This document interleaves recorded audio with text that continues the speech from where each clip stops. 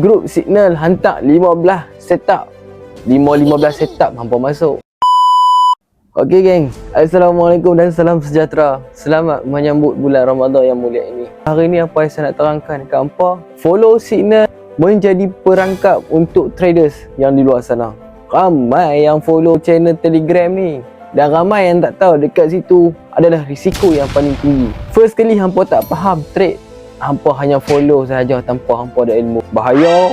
Hampa kena ingat, bahaya. Group Signal hantar 15 setup. 15 setup hampa masuk. Satu yang paling bahaya. Nombor 2, modal dan risiko hampa tak sama dengan trader yang hampa follow channel. Trader tu modal 3,000 USD, 5,000 USD. Hampa modal 100 USD.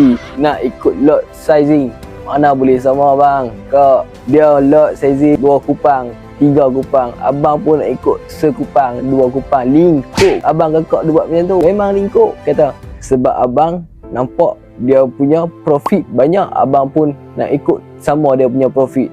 Bahaya bang, bahaya. Nombor 3 bang, execution lambat. Price dah jalan dah, setup dah jalan dah, group channel baru bagi suruh entry.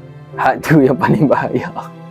Yang tu yang paling bahaya sekali bang. Kadang-kadang tu price dah jalan dah sampai TP dah, mereka baru update dalam group channel suruh layer buy. Yang tu yang paling bahaya sekali bang. Jaga-jaga, hati-hati bang. Dan yang keempat ni, yang paling famous lah, abang, akak-akak yang tengah lalui sekarang.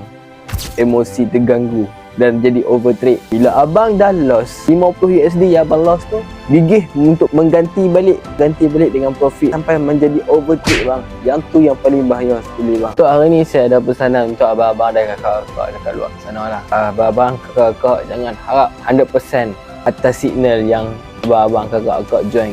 Okey, kalau abang-abang, kakak-kakak nak buat juga duit dalam bidang trading ni tanpa abang-abang, kakak-kakak sakit kepala, tanpa melihat chart, tanpa nak analisis, abang takut nak cari taman platform tu.